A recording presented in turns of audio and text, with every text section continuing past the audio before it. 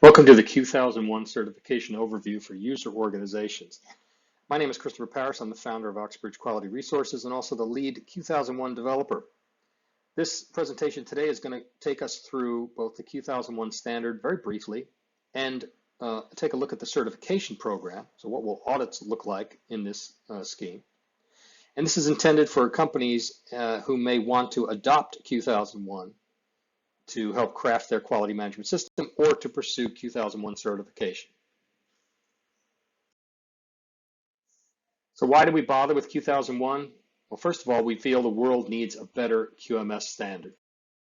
Also, people have said that the world needs a better QMS certification scheme. So we're going to solve both of those problems at once. Once again, Oxbridge is here to help the planet, so you're welcome. Let's start by first going through the Q001 standard itself, very briefly. Why bother? So some of the criticisms of ISO 9001 have been that it's first of all old. It's based on a lot of logic and language that comes from as far back as the 1950s. It's expensive, costs about $180 to buy it. Doesn't address service organizations. I mean, the authors admitted that they literally did a search and replace for the word product and replaced it with product and service, and they felt that's how service organizations would be best served. Not really. It's confusing and it's unauditable. So for example, if we look at one clause in ISO 9001, 4.1, the very first clause that you encounter when you start to read it, it says the organization shall determine something. Now, I don't know what determine means. And if you get 10 people in a room, you're going to get 11 different opinions. Does it mean you need to document it? Should you record it? Well, no, it just says determine. Other places in the standard tell you when you should document something or have a record. So this is not clear at all what determine means.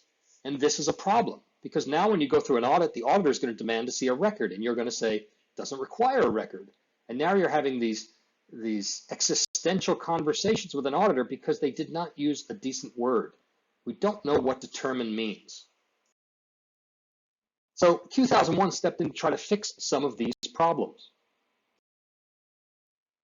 The Q001 standard, first of all, will always be free. It's been written so it's easier to understand. It's infinitely more auditable. We now explicitly address service organizations who may not, produce product, manufacture product. And we've updated a few key concepts to the 21st century. Q001 puts requirements in plain language.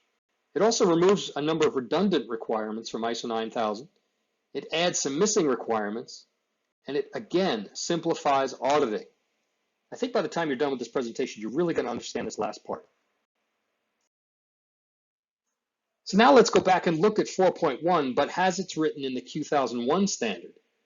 Now we no longer say we shall determine something, but the Q001 standard says the organization shall maintain a record of ... something. So now it's not ambiguous. You know exactly what you have to do. I need to make a record of this because someone's going to ask. So every sentence of the Q001 standard has been crafted with a question in the mind. Is this sentence based on a requirement that can be proven later? And when you apply that logic to writing a standard, everything becomes much, much easier. It's easier to understand, it's easier to audit, and there's very little question about what it means. Hopefully, in all cases, the user of Q001 will simultaneously be compliant to ISO 9001. So you can use Q001 to design your QMS and still be compliant to ISO 9001 and undergo ISO 9001 audits if you choose. There are going to be a few exceptions to that, which I'll talk about shortly. So let's begin looking at the clauses one by one. In general, we'll go through this briefly, not in great detail, but sort of showing how they're different from what you might be used to seeing in other standards. So we start out with clause 4, called Quality Management System Scope. This is a remix of what ISO calls context of the organization, and it attempts to make it a little bit more clearer. So in this case, we have two clauses, 4.1 identifying stakeholders, and then identifying stakeholders' concerns and requirements. So you could see what we're doing is we're making these things very, very clear to understand what exactly you're doing. It requires more specific evidence. It removes all the vague language. And once you read the requirements, you see that everything is more clearly presented. The next clause is 4.3, Quality Management System Processes. This is known as the process approach. And here we've divided this into 3 clauses: internal processes, outsourced processes, and a third one, process design, which is brand new. So this concept of process design is something that's never been addressed in a standard before. These standards tend to think and imagine that processes just sort of happen out of thin air and that they don't actually get designed and built first. So in this case, what we've done is we've added this in, that processes must be designed, but there is language in the standard that allows for this only to apply to processes you implement after you've begun implementing the standard. You don't have to go back and design ones that already exist. So this would apply to new processes. But when you do develop a new process, you have to do so in accordance with a process design methodology. 4.4 then goes into the quality management system scope. So we have this coming after the process portion because we believe that you should design the scope of the quality system after you've understood your processes, because there may be some processes you want to keep out of scope and others you want to keep in. So this becomes the last part of this clause 4. Clause 5 is called Quality Management System Leadership. And it begins with 5.1 is management commitment. Now, one of the things that ISO and other standards have struggled with is how to define management commitment in a way that can actually be proved during an audit. And we think we've done a very good job on that. All of the requirements in these clauses in 5.1, all the sentences require something to be shown, whether it's a document or a signature or record. And it says, the top executive must sign the quality policy. They must show evidence of having attended meetings. And so these are things that they can either do or they can't. So we've taken these kind of vague requirements and turned them around into something that is not vague anymore and can be proven definitively as having been done or not being done. And then finally, we've taken the concept of customer focus and sort of evolved that into something that's dramatically different, called a quality culture. We now require top management to define the company's quality culture in a document of some form, and then execute that quality culture. And of course, that'll include customer focus, but it'll include a lot of other things as well. We still have a clause for quality policy, but it no longer dictates what text you must appear in that quality policy. This is one of the clauses that will deviate away from ISO 9001. So if you want to comply with ISO 9001, you'll have to write your quality policy closer in alignment with what they want, because we're giving you a little more flexibility to word it however you want. Next is responsibility and authority. We've cleared up the requirements here. And now we require that these be documented. Previously, they could just be sort of thrown around in the back of someone's head, and that's fine. Now we require that they be documented, but at the same time, we give greater flexibility on these things, and especially as to how you define who is responsible for the QMS. There's no requirement for a single management representative. You can do that if you like, but it gives you some flexibility to farm those duties out to multiple people if you so choose. In Clause 6 for Quality Management System Planning, and especially 6.1, Risk and Opportunity Management, you're going to see a dramatic rewrite and a dramatic reboot of the concept of how to incorporate risk management into a quality management system standard. First of all, we don't shy away from calling it risk management. ISO has avoided trying to do that. We think that's a mistake. We just use the word. 6.1.1 first asks you to define in a document or procedure your approach to risk and opportunity management and how you think it should be carried out. This allows you to tailor this to however you think you need to do it, but then you must follow that procedure. 6.1.2 then says you must do certain things related to managing and mitigating risk, and you have to do that according to a procedure. Now that procedure could be the same procedure, of course, that you just developed in 6.1, or it could be one of its own, however you'd like to see it. But now it also requires firm records of risk mitigation, something that can be proven during an audit. And then the same for opportunity management. You have to define how you're going to pursue opportunities when you decide they're worth pursuing, and maybe come up with a method for deciding what opportunities are worth pursuing and which ones aren't. And again, you have to have a procedure. Now again, the procedure that you use in 6.1.3 might be the same procedure that you use for all of 6.1. So there's no requirement to write 3 procedures here. One procedure might do all 3 things at once. 6.2 then firms up the requirements for change management of the QMS. It's very flexible, it can be as detailed as you like or as light as you like, but it does call out some specific things that must be done for change management. In clause 7 under resources, we start out with a clause 7.1.1 for resource provision. And it essentially says management will provide resources, but then it goes beyond that and says that management shall promote a culture that allows employees to request the resources. You don't want your employees afraid to ask for things.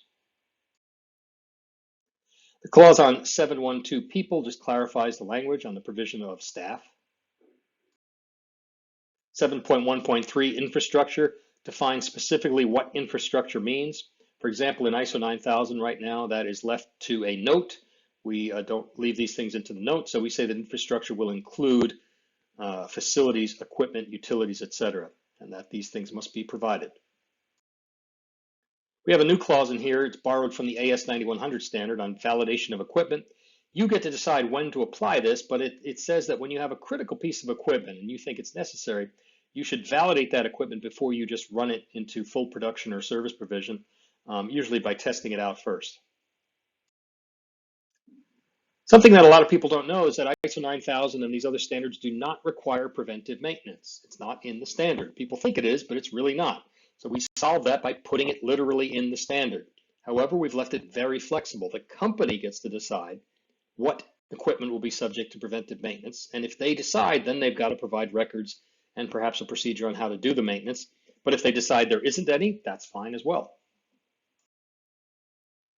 Next, we add a specific requirement for tooling, which is often treated differently than product or equipment. And we say that tooling requires identification and maintenance as only if it's critical. And again, you get to decide that. So for example, service organizations may not have an equivalent for tooling, and they could just exclude this clause entirely. The clause on work environment has been cleaned up dramatically. You'll see a big improvement if you're familiar with the language that appears in ISO 9001. For one, we remove the controversial concept that you are supposed to manage to make sure you don't have that you manage your workplace to ensure an emotionally protective workplace, which, as I've written, is crazy. We limit the controls now to physical, electronic, and atmospheric conditions affecting quality. So things like light and heat and dust and hygiene, only to the extent that they could jeopardize the quality of the product or service. We don't get into any other work environment. There are other standards that do that. This is not that standard. 7.1.5 is the calibration clause, and it's called inspection and testing resources. We're not shying away from the word inspection and testing here. Very flexible. It allows the organization to decide the depth of its calibration program, but it does require hard procedures. 7.1.6 talks about knowledge, and here what we tried to do is make it more clear that you want to capture the knowledge necessary for the company in the event that you lose key employees. You don't want to have a situation where you lose someone and all the knowledge was in their head and now the company goes out of business because they no longer have that. So this provides a greater context for why that clause exists and what you have to do to comply with it. For 7.2 competence and training, we now require a procedure. We've cleared up the requirements for what training records you need. It also adds a new allowance where you can waive certain competence requirements if you have a star candidate. So you may want to hire somebody who's particularly good at one thing, may not meet all the requirements of the job, but provided that you put a waiver on their record, you could still hire that person. That's a little more tricky to do under the current ISO 9000 language. 7.3 awareness just ties that closely to the training clause, but also indicates clearer real-world requirements for what the employees need to be aware of. 7.5 combines internal and external communication into one clause, makes it easier. It cleans up the requirements, but also requires management to invite suggestions for improvement. And again, they'll have to show evidence that they've done that. 7.5 goes back to an approach previously seen in ISO 9001, 1994, where it treated documents and records as discrete and separate things, where documents were subject to document control and records were subject to record control, entirely different concepts. And so we go back to that, we split them up, we move away from the current language in the ISO standard that says documented information, which has confused everybody, Now it's very, very clean. You know exactly what needs to be documented and what needs to be recorded, and then what you do in each one of those cases. And finally here we have 7.5.4. Now you'd probably be shocked to know that most standards do not have a clause anywhere in them that says that your employees must follow the procedures that you give them. So auditors always struggle when they find cases where employees are not following procedures. Where do you write that up? There's no clause in the standard that says they have to. It's implied in a bunch of places, but it's a existential conversation that everyone has. Well, now we've got a clause in there that says employees must abide by the documents and complete their records as instructed. And if they don't, this is where the nonconformity lies. Now we move to clause 8, which is operation. 8.1 has been dramatically reduced, very dramatically, to the point where this becomes one of the warning areas where you may fall out of compliance with ISO 9001 if you don't do a few extra things to comply with ISO 9001. So I urge caution here. However, the problem is 8.1 as it's written in the current ISO standards is very weak, very confusing. It's redundant with 8.5.1, and it's often ignored anyway. So we went in and took an axe to this thing and really dramatically reduced the requirements and made it clearer and easier to understand. 8.2 just clarified the language here on how to capture requirements, review them, and then how to handle changes to those requirements. And then 8.3 design has been dramatically rewritten. The first thing it requires is that the company define a design approach, which could be waterfall, agile, whatever they like, but they need to decide that up front, and then they engage in their various design activities as it meets that design approach. So design planning and requirements, making the designs themselves, reviews, verification, validation, design changes, all of that will be contingent upon whatever design approach they decide. So this allows for much more flexibility in product and service design. 8.4, purchasing and subcontracting. For the first two, we've cleaned up language related to the evaluation and approval of suppliers and how to make purchases. Still very flexible. We did add a requirement borrowed from AS 9100 that says that your suppliers must be approved and you must indicate what they are approved for. What is the scope of approval? What products can you buy from them? Because this allows you to throttle, maybe there's some products you want to buy from a vendor, other ones you never want to buy from that vendor. So this allows you to do that. We've then added a new clause called 843 subcontracting, understanding that especially in the service industry, but in other cases, companies may do some subcontracting, and that may be often different than just purchasing. There may be contracts involved. There may be additional vetting of the subcontractor. So this just addresses those different requirements. 8.4 talks about verification of received items or services. We clarify the language here, and we require a procedure. And then we clarify language on the ongoing evaluation of suppliers as well. 8.5.1 has also been cleaned up a little bit, actually fairly dramatically. And this is another area where maybe you would fall out of compliance with ISO 9001 unless you go back and add a few words here and there. But generally, you'll be in fairly close compliance with ISO 9001 here. We've then clarified dramatically the language on special processes, which has confused people for many, many years. We've gone back and looked at expert resources like NADCAP and others to understand how they define special processes and tried to adopt those postures so that it's very easy to understand now what a special process is, and when you encounter one, what are the extra things you need to do to manage those. For product identification and traceability, we've just cleaned this language up and added a procedure, and then been a little more clear on the requirements for serializing or batching identification. Next, we've added in an entirely new clause called configuration management, borrowing this again from AS 9100 in the aerospace industry. Now, the fact is most any company that designs products is engaged in configuration management. So this applies not just to the aerospace industry, but to basically everybody. However, we've left it extremely flexible. If the company decides it doesn't do configuration management, it can leave this out and exclude it.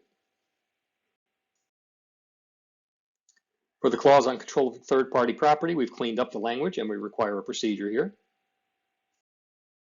For the clause on preservation, we now define specifically what we're talking about with regards to handling and packaging and shelf life controls, these kind of things. We require a procedure. and just made things generally much more clear and easier to understand. Another big failing in these standards is that there's never a clause on shipping. It's as if you just make the product and it somehow magically transports itself to the customer. We address that now by having a very short and flexible clause on how the things you must do to ensure proper delivery of the product, to make sure it gets there when it's supposed to get there, and to make sure it gets there in one piece.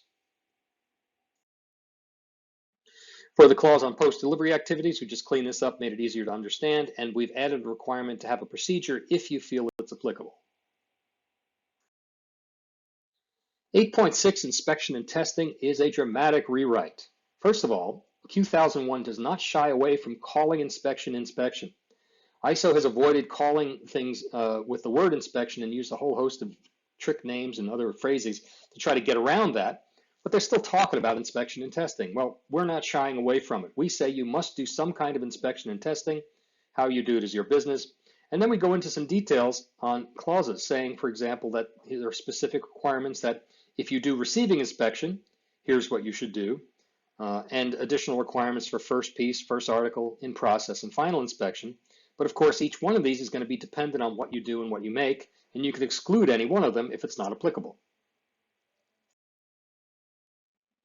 8.7 cleans up some language from the current standards, which confuses everybody on what happens when you have non-conforming product or service. And we've broken that into 3 clauses: general control of them, discovering and recording non-conforming product or service, and then dispositioning. And the language here is greatly improved for service organizations. Clause 9 on performance evaluation opens up with 9.1. We've dramatically clarified the language here, and we're saying exactly what you need to be monitoring and measuring. You must look at your overall QMS evaluation and then the various things that you have to analyze and evaluate. And now we include a requirement to analyze and evaluate cost of quality. This puts into the standard something that has existed since the 50s, but has never been in a single ISO 9000 standard ever. It was in the original precursor standard, MilQ 9858, and how it never got included in ISO is beyond me. Cost of quality is a critical metric for most companies, and so now we're requiring that you measure it. How you do it is your business, but you must do it. 9.2 on internal audits dramatically clarifies the internal auditing steps. It requires a strict procedure. It improves the language on the use of contract internal auditors. So for example, many times if you farm out internal audits, your registrar will give you all sorts of headache. We now have some specific language in there on how to do that. So if you comply with that, your certification body can't really give you any grief. We add specific language on how to write up a nonconformity and the conditions that must meet and what one should look like. And then the next thing we do is we require annual auditing at a minimum. Now your audits should still be scheduled based on the results of your previous audits, but we at least come in and say you're going to have to do it at least annually. The current ISO standards do not say this. You could audit once every 1,000 years and be in compliance with those standards. And then you have all sorts of arguments with your registrar. Now there are no arguments. Everybody knows we have to audit at least annually. The same is true for management review. We now require an annual management review. Now, we certainly want you to do it more frequently than that, but you can't do it anything less than annual. We now require a procedure, and we dramatically clarify what you're going to be doing during that management review activity. Clause 10 is improvement. In 10.1, we've improved the language on continual improvement by tying it to the tracking of opportunities. Right now, if you read the ISO 9001 standard, this clause is very vague, and we've cleaned that up. 10.2 on corrective action clarifies the language. It puts back a need to have a procedure. It adds rules on escalation, and it really takes you through what a corrective action should be used for and then how to process it once you've filed one. We've then gone back and added the requirement for preventive action. Now, I think it's a very, very dangerous risk that ISO took by removing this kind of thing. You can have risk management and preventive action sitting next to each other as mutually useful tools. And so we have preventive action so that you now must have a procedure on how you're going to go out and find problems before they become problems. Maybe that ties into your risk management. Maybe it doesn't, but you will have to process these, file them, and make sure that you put in a plan so that the problems don't occur in the first place. And then finally, we add a new requirement called 10.4 Incident Investigation. This may be one of the most important clauses in the entire Q001 standard. This is critical for ensuring trust in Q001 systems. Every incident must have a corrective action filed and be underway. And we'll talk more about this in a minute, but just very briefly, an incident is any kind of disaster that might happen to the company that would raise questions as to how does this company have certification? How can they have certification if a plant exploded? How can the company have certification if they've had a product defect? What we're saying here is that you must apply the incident investigation requirements and prove that you've done it, and that typically requires filing a corrective action on that issue so that you can put out that fire and it never happens again. There is an ISO 9001 Crosswalk document you can download for free, but there are some things, the big issues that we can see. First of all, your quality policy will not comply with ISO 9001 unless you follow ISO 9001's rules and write it accordingly. Next, we combine two concepts. ISO 9000 talks about quality objectives, and then they talk about process metrics separate. We combine those into one thing. We believe that a process-based quality system means that your process KPIs and your metrics are your quality objectives. They're the same thing. So rather than be redundant, you measure one thing, and we call that process quality objectives. Now that is actually easier to do, but we understand it could cause confusion in people who this is a new concept for. And the next two clauses that are problematic are 8.1 and 8.5.1. We've merged them, we've cleaned them up, and that could cause some confusion in some companies. You should probably go back and look at the ISO 9001 clauses and implement from that if you intend to be simultaneously compliant. Otherwise, these are the big issues. As you can see, very, very close between Q001 and ISO 9001. And there's plenty of free help. So we do have that crosswalk document, for example. We've also created a internal audit checklist based on Q001 and another document called Compliance Options, which takes you through each clause and says, hey, this might be what you want to try to do to comply with this standard. All of those are available for free on the Oxebridge website. Now let's talk about certification. So the next part assumes that you've put in place the Q001 standard and you want to get certified to it. And here's where things are going to get very interesting and also very weird. This is going to be unlike anything you've seen before. So as soon as we published the standard, I think it was within 48 hours, companies began asking about how they could get certified to Q001. So this program was put in place to address that need. However, way back in 2004, Oxbridge had already begun working to convince ISO to adopt a management maturity model, or M3, for its standards. So we pitched this idea to multiple ISO committees, including TC176, ISO itself, the US TAG, a committee involving multiple registrars. I gave speeches on this over and over and over again to ASQ, pitching the idea of the M3 model, saying that ISO should adopt this for its own use, and that ISO should allow for tiered levels of requirements similar to the CMMI, which I'll talk about in a minute. For example, this would mean one master standard, so ISO X, which had common core text that all standards would be applicable to, and then it would apply modules that are discipline specific. So you would have this master standard, and then if you wanted to apply it to quality, you'd adopt the quality module, and you could plug in the environmental module. But these modules wouldn't affect the common core text. Now this was the M3 model. Unfortunately, ISO rejected the management maturity model outright. They later took the idea of common core text and they used that as a way to push Annex SL, but I want to make it clear we're not taking any credit for Annex SL or Annex L as it's now known. They perverted the original intent of that. They're using the concept of common core text to allow people who are not involved in standards committees to dictate what language is going to go into a standard. That wasn't what we were talking about. And in any event, my point is that it's probably where they got it from, but we may never know. In 2016, we formed the M3, the Management Maturity Model Development Council, and that attempted to take the best practices of two organizations, the CMMI Institute and ISO, to create a standard scheme that would be better than the current ISO one. Again, the plan was to pitch this to ISO, but to have a nonprofit organization with peer support throughout the world presenting this to ISO rather than just Oxebridge. Now, the CMMI Institute, if you're not familiar, is the Capability Maturity Model Integration. That is a separate type of standard. They wouldn't call it a standard, they call it a model.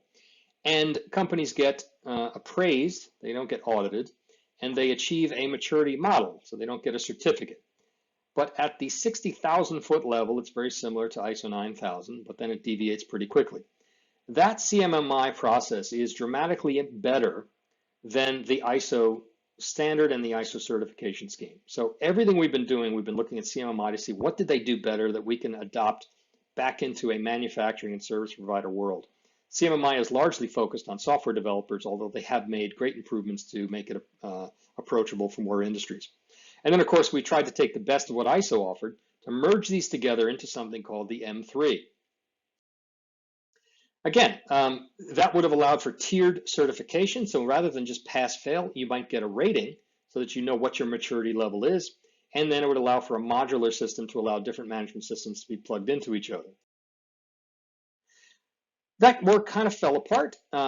But when the Q001 certification idea came together, we just went back to that M3 work, which again had been done in 2016, but was already dating back to 2004.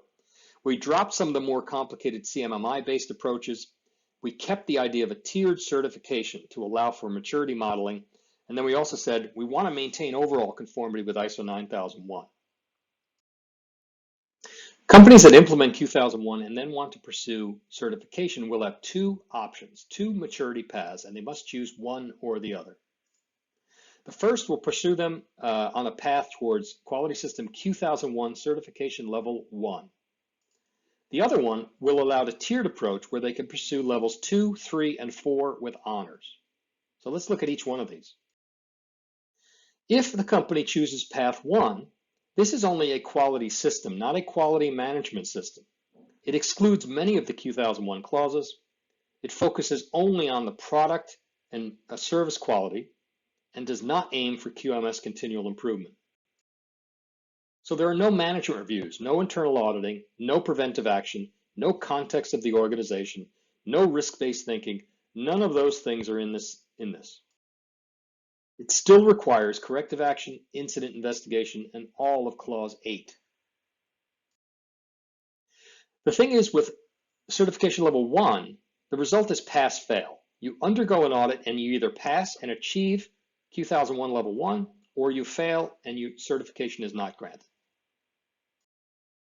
Now, for the second path, this is for quality management systems now. This is different than a quality system because it's going a step further. It includes all of the Q001 clauses and thus complies with ISO 9001. It puts the focus back on QMS improvement. And now you have a scored outcome. It is no longer pass-fail. You undergo an audit and you receive a result based on a score. If your score is between 90 to 99, you achieve level 2. A score of 100 to 105 achieves level 3. A score of 106 to 115 equates to level 4 with honors. A score of less than 90 means certification is not granted. So here, for example, are what the required clauses look like. On the left, we see the required clauses for level 1, which truncates the standard dramatically. So there are many, many clauses you don't have to worry about. Now for levels 2 through 4, the entire standard comes into play. Now for either path, you can still exclude any non-applicable clauses. So you're still allowed to exclude clauses. Another concept that we've introduced is called the major fallout clause. Now these are special clauses where any single major nonconformity prohibits certification entirely. So if during a certification audit you get a major in one of these clauses, you know immediately you're not going to pass your audit. There's still some things you can do, however. So the major fallout clauses for level 1 are 8.7, control of nonconforming product or service, 10.2, corrective action, and then 10.4, incident investigation. However, the major fallout clauses for levels 2 through 4 include 4.3, quality management system processes, the process approach, 8.7, control of nonconforming product or service, 9.3, management review, 10.2, corrective action, and 10.4, incident investigation. The paths must be selected before auditing begins. So the company must decide if they're going to go for level 1 or if they're going to go for the scored approach level 2 through 4. That has to happen as you're developing your contract with your registrar. And you cannot change the path once the audit is started. So if you're going through a level 1 audit and you're doing really well, you can't upgrade to a level 2. Likewise, if you're going through a level 2 or 4 audit and it's going poorly, you cannot downgrade to a level 1. These are fixed once you've begun the audit. You also have various audit options. Now, for example, I told you can choose between level 1 or level 2 through 4. So whether you want the pass-fail option and a very truncated quality system certification, or a more quality management system certification of level 2 through 4 in which you get a score. Another option is you can opt for the deep dive option. This is a longer audit, typically double the amount of time. It's only done on site. There's no remote auditing allowed, but it increases your possible score dramatically.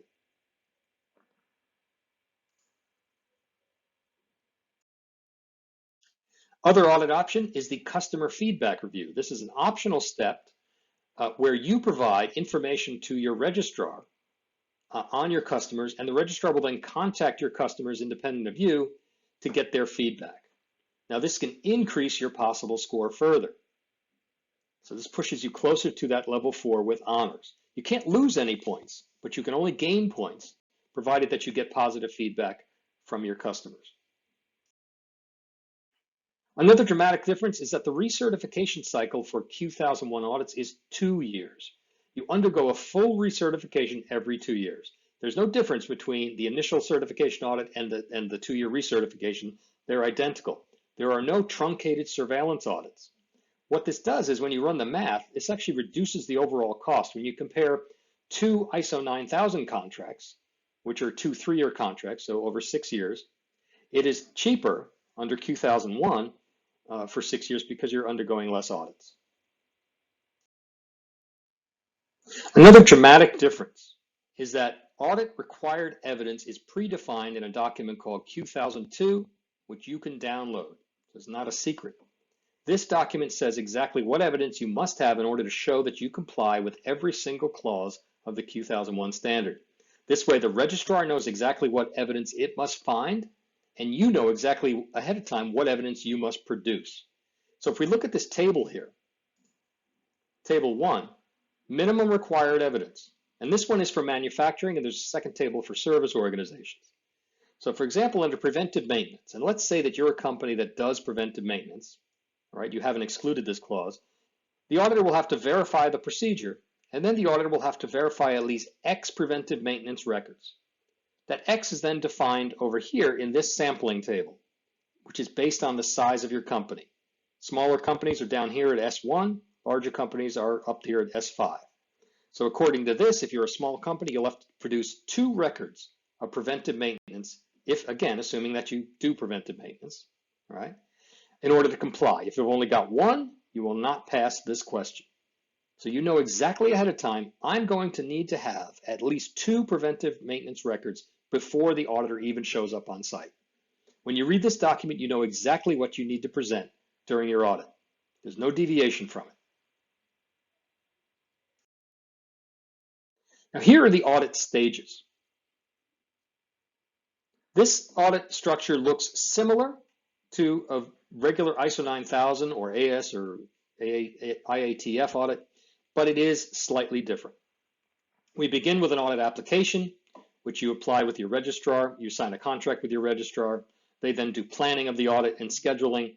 And then we continue with the audit activities. But this first batch right here, these are all off-site events. The first one is incident investigation, and I'll explain each of these in a minute. A QMS document review, statistical data review, customer feedback review, and then the on-site audit is here, the practical audit. Now I say on-site audit, but this audit can also be done remotely. This is more similar to your traditional audit. After that, you then have your audit report preparation, a closing meeting. You're going to be filing corrective actions in response to all the nonconformities. Your registrar will have to approve each corrective action. And then some interesting things happen. Your final score gets calculated, but Oxebridge provides the final review of the audit report and the performance of the registrar to determine if certification is going to be issued or not. Let's go over these steps in a little more detail. Incident investigation first. Your registrar will conduct a public domain search of your company to identify incidents. Incidents include things like recalls, government investigations, disasters, major scandals involving your company or its personnel. These kind of things that are serious black eyes to your company. In all cases, this is not an ethical judgment. Your registrar isn't judging you for these things having happened, but you are required to have a corrective action plan in place for each incident. If a major event has been identified by the registrar and then communicated to you, and you do not have a corrective action plan in place, and he doesn't accept that corrective action plan, your score for this stage can be dramatically lowered. The purpose here is to prevent companies from obtaining or maintaining certification if they're clearly doing things that should not be allowed. They should not be able to blow up a plant and kill people. There should not be a major product recall unless the company understands it, acknowledges it, and has a plan in place on what they're going to do to fix it. And then they can continue with their certification. The next step is a QMS document review. This is a pretty standard thing. It's very similar to what you've probably seen in the past. A normal document review of your QMS documents. There's no score awarded at this step, but it simply helps prepare the auditor for the practical audit later. The next step is also brand new. This is called the statistical data review. In this case, you will provide to your registrar your latest process quality objective data, your KPIs, etc. The registrar will then subject this to a statistical analysis to determine three things. If those metrics are likely to measure process effectiveness, or did you just make up nonsensical numbers that don't mean anything? If the data calculations are mathematically accurate, and if the data methods are statistically valid. So if all you're measuring is on-time delivery and scrap rate, then this is easy. But if you're employing Six Sigma, doing other kind of process controls, then we want to make sure that this isn't just smoke and mirrors, that your numbers actually mean something, and that when you say your processes are effective because of XYZ data, that is a true statement, and you're not lying or you're not making mathematical mistakes, but that your processes are truly either in control with data, or if they're out of control, you've applied corrective action. This stage is scored. Next is the optional customer feedback review, which I mentioned. Again, entirely optional. If you opted for this, you will provide your registrar with 4 to 6 customers. You give them the contact information. They will contact the customer, do a very, very short survey on the phone, and they will gauge whether that feedback was generally positive or negative. You can only be awarded points here. You don't lose any points if the feedback is negative. Nothing really happens if it's negative, but you have the chance here to gain points. So if you're expecting problems in other areas, this may help offset those problems. The next is the practical audit. This is more akin to what you're used to seeing for what they call a stage 2 audit in the ISO world. This is your standard practical audit. This is where the registrar will perform this on-site or remotely using remote auditing methods. This is where evidence is gathered, non-conformities are written.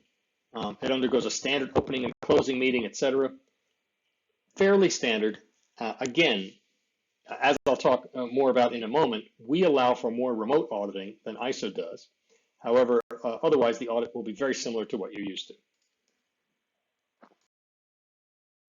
Next is the audit report preparation and closing meeting. This all happens at the end of the practical audit. So if the auditor's on site, it's happening on site. Otherwise, it's happening remotely. But this is where the registrar completes the audit report. The final nonconformities are presented to you at that time. There's still no scoring yet, but you will have an idea at that point what your score is and whether you've passed or failed or have a major nonconformity, et cetera. And there's no final decision yet. What happens then is you are required to file a corrective action for each of the nonconformities, and the registrar will then review those corrective actions and approve them.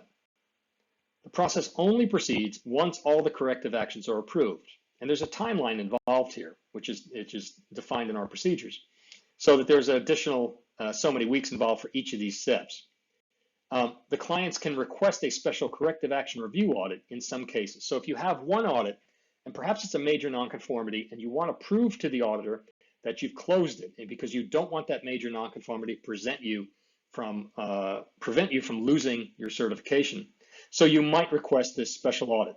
But in this case, you would be requesting that. So this is not an attempt by the registrar to gain extra money. You would decide, we think we want this special audit because it's going to help us improve our score. And then finally, based on the results of that corrective action review, the registrar will calculate the score and then submit the report to Oxebridge. Now, Oxebridge verifies the audit was conducted properly. So you will be submitting a form, which I'll talk about in a moment, but we may contact you as well to make sure that the registrar showed up, they did the right number of days. If they used remote auditing methods, they did it properly. We're checking to make sure the audit is complete, that there's no evidence that's missing, et cetera. And if we're happy with that, then we make the final decision on certification. And that certification announcement only appears when you become published in the Oxebridge Directory. You're not given a certificate. Now, your registrar may still give you a certificate, but Oxebridge does not give you a certificate. That would come from your registrar. But the main source of all information will be the Oxebridge Directory. The Oxebridge Directory is being built right now. We've hired a company that is a blockchain expert to help us develop this. So this directory will be blockchain enabled, allowing for immutable data that can't be altered. It allows for full audit trail of the data, who accessed it and who entered it, and any changes made to it. And it is the only official registry of Q001 certifications.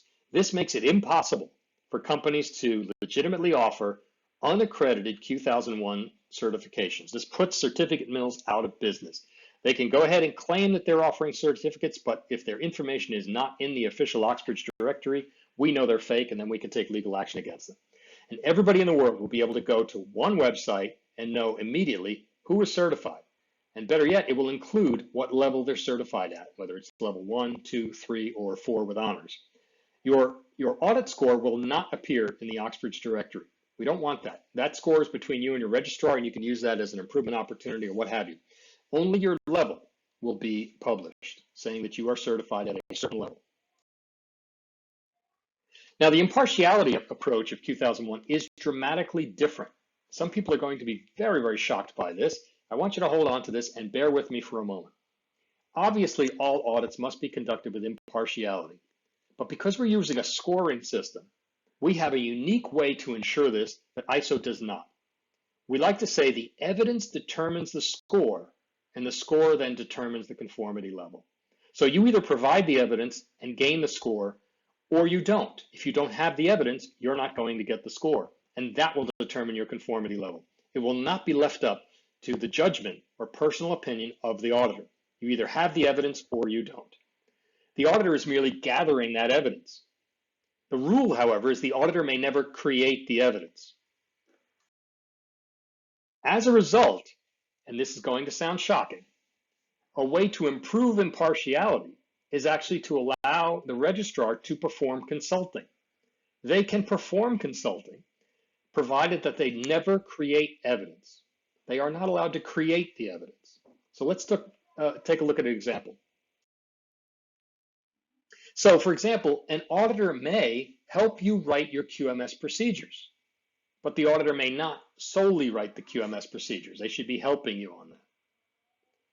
The auditor may help develop QMS forms, but the auditor may never actually populate those forms with data.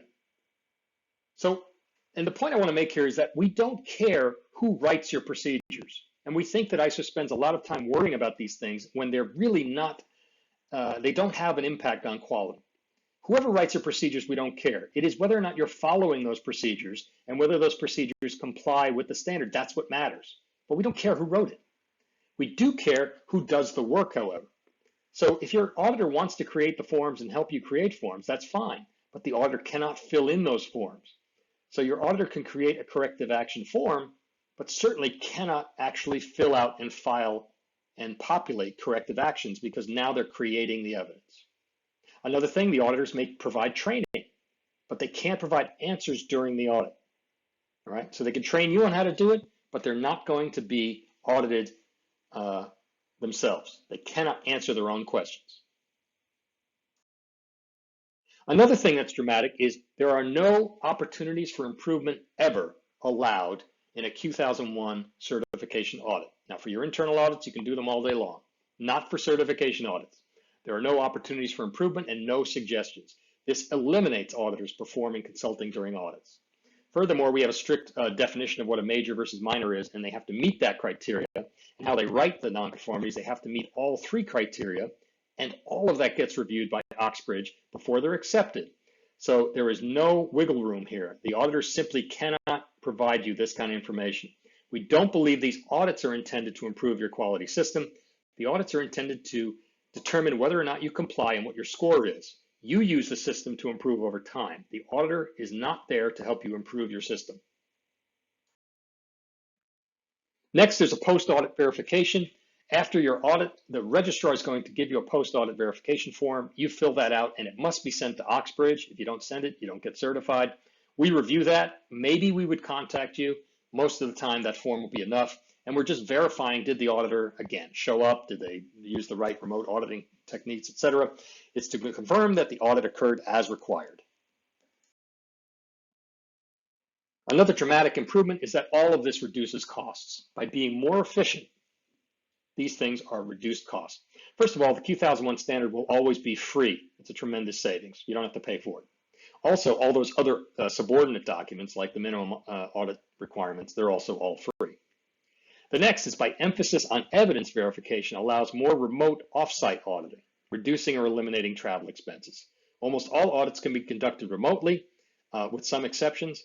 Therefore, you're paying much less. You're not paying airplanes and food and travel for the auditors. Also, by applying what we call IV&V for independent verification and validation methods, this improves the overall trust in the audit result. So a Q001 result is going to have real meaning behind it, because it will mean that you should not be able to get that certification unless you actually truly comply with every letter and word of the standard. Next, we've developed the first standard in the world on remote auditing methods, or RAM. Now, ISO has a few standards or guideline documents on how to do them, but they're not binding. They don't show requirements. They're not requirements documents. They're not actual standards. They're just guidance documents.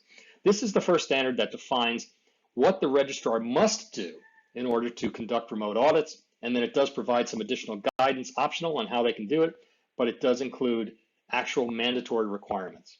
The first version of Q017 is a phenomenal success. People all over the world are saying that it's great. We're already working on a minor tweak to that that's going to improve it even further, but we're pretty happy with it right now. RAM can be used basically all the time. You can have a fully remote audit under Q001, and it will still be superior to what you're used to seeing and result in a better result where we can truly trust the output. All right. So first of all, on the left, we see that these 4 stages: incident investigation, QMS document review, statistical data review, and customer feedback review, they're always done off-site anyway. They're done before the auditor would show up. The practical audit, which is where an auditor would normally show up physically under ISO 9000, can be done off-site as well. Requires some preparation, requires the auditor to have special training, but it's entirely doable. And then all the things after that, the corrective action plan review and any special corrective action request review audits, those can be done off-site as well. So you could conceivably have a completely remote audit, which again is better than the ones we're seeing now, where auditors are showing up on-site. There's no special permission required to utilize RAM. You don't have to get special permission from Oxbridge or an accreditation body or anybody.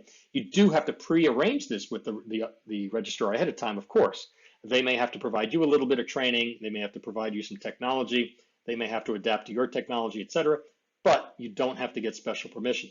However, Oxbridge was going to verify the usage of RAM afterwards during its post-audit review. So the registrar is the one taking the risk here. If they do a poor job, their audit could be entirely rejected. They have to do a new audit at their cost. So they're going to want to be very, very careful about making sure that when they use RAM, they do it properly.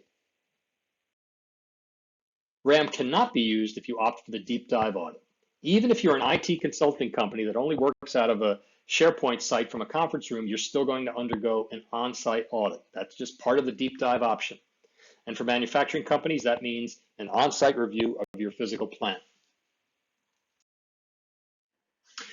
Oxbridge has published a huge number of standards related to this scheme. Most of these apply for your registrar and not for you, but there's some useful ones in here for users as well.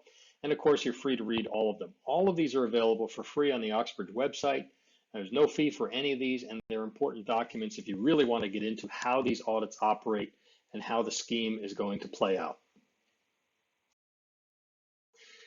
Next, we have 6 possible certification bodies, registrars, interested in offering Q001 certification. However, the accreditation is still pending on all of them. We're still working the process, and this is delayed to some extent because of the coronavirus pandemic.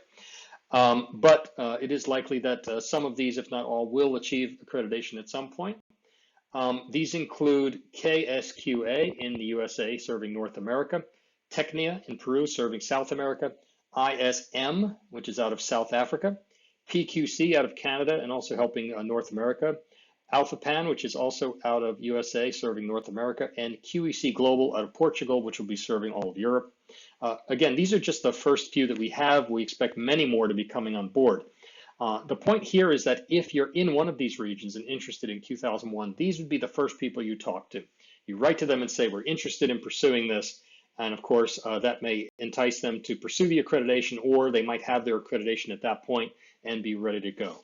So this is real, this is happening, and these are probably the first companies that will be offering Q001 certification. And that's it. So I want you to feel free to email any questions you have to oqr@oxbridge.com. I will try to answer them as quickly as I can. Alternatively, for real-time and very fast responses, you should join our Slack channel. To find that invite link, go to the Oxbridge website, click About, and then you'll see a menu option that says About Oxbridge. Click on that. That page will have a link for Slack. Just click that, and assuming you have the Slack app, which is free, you'll be brought into our ISO 9000 and Oxbridge channel, and we can talk about the Q001 things there. I always answer questions, usually in real time. So thank you very much. And again, any questions, simply write. And I hope you appreciated this presentation and are considering Q001 certification.